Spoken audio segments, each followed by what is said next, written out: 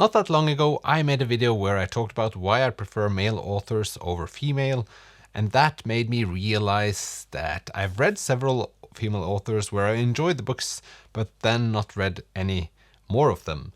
So this video is about those books and like the fact that I probably should read more from these authors. So let's get to it. The first one is Auður Ava Ólafsdóttir. This is one of my favorite reads a couple of years ago. It's about a man that decides to end things, but first he travels to this war-torn country. It's like he thinks, if I should step on a landmine and explode, that wouldn't be all that bad, and let's make it sort of a vacation.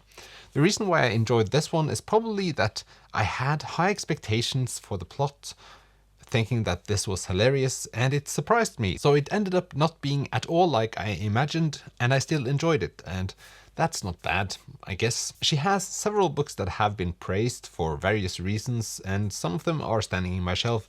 I just haven't gotten around to reading them, probably because she has this one book called Animal Life, I think. I thought all the time, I thought that that one was my next read from her. Even though I have 3 other books from her standing in my shelf, I've sort of just been postponing it, and it doesn't make any sense, so probably should do something about it soon. Then it's one of my all-time favorite memoirs, written by Patti Smith, and this is Just Kids. It's about her upbringing and her living in New York, mainly. I guess a lot of people love this memoir. It's so well written, it's so engaging, and makes me like kind of sad but happy sad while thinking about it. I love Patti Smith as an artist. She has written several books. I guess those are kind of different from this, and that's the reason why I've been scared to jump back into her universe again. But since thinking about how much I love this one, it would surprise me if I didn't quite like the other ones. So at some point, I think my mother has all of them in several copies, so it wouldn't be all that difficult to get my hands on them, at least. Then for a little bit of an outlier, if that's the word, it's Madeline Miller and the Song of Achilles. Really liked it. I really liked the vibe and the historical and not so much historical fiction. The stories about these warriors. It was a really cool story, and I guess it just stopped. I have no clue why I didn't continue reading Circe, because that one was really hyped as well. So reading Circe is probably something I'll do. I don't own that book, so if I find it thrifted, it will happen. Then over to an author that makes me doubtful, and it's Helga Flatland. She has these 2 that I've read. This is 3 books collected into one. Absolutely loved this, and maybe one of my favorite Norwegian books ever. This I didn't enjoy that much. I didn't enjoy it at all. It's about a family and vacation and basic problems. This is more about what happens inside people's brains and what does this lead to, from outer science.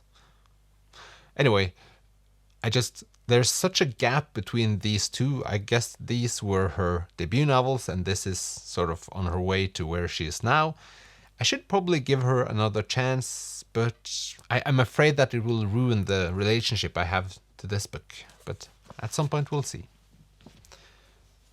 Sometimes when I'm making videos, I just realize that some sayings, I'm hung up on them. So we'll see is probably one of them.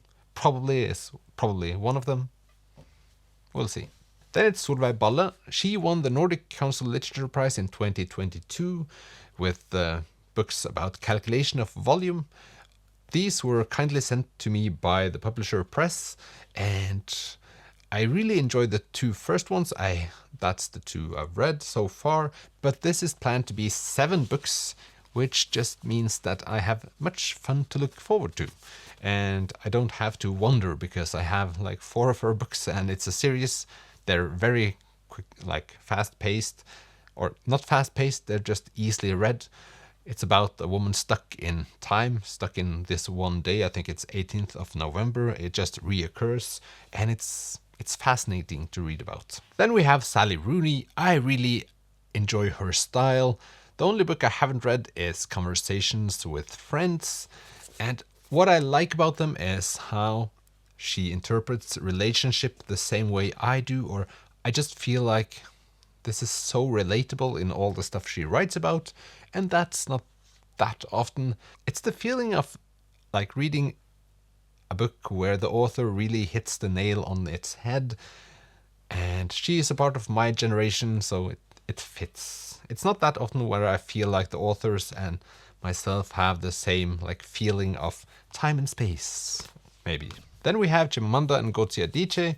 This is a book Americana. I've also read We Should All Be Feminist. Both of these surprised me a bit, and they're both about serious topics, and I guess I thought they would be boring, but they weren't, so that's the simple reason why I enjoyed them. I don't know, I don't feel like reading that many serious books at this point, but if I'm feeling that like I should, I'll probably go and seek out one of her books. The same goes for Svetlana Alexovich. This is War's Unwomanly Face. If I want to become depressed, I'll seek out one of her novels and get a deep dive into war, crisis, and how this affects people. I get sort of bummed out just thinking about that book. Lastly, we have Åsne Seierstad, and this is her book Two Sisters, about two sisters joining ISIS. We ended this video in a really depressing way.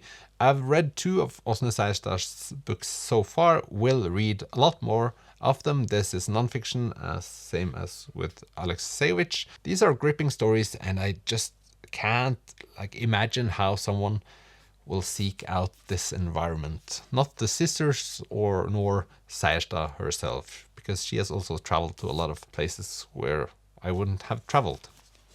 So as you might realize, I've read several books from female authors that I do enjoy, and I guess I just have to remember that I enjoyed these books and seek out their sequels or their other books. So that's it for this video. If you have recommendations for books in general I should read, please comment below. I hope you have a pleasant day, and I'll see you in the next one. Bye.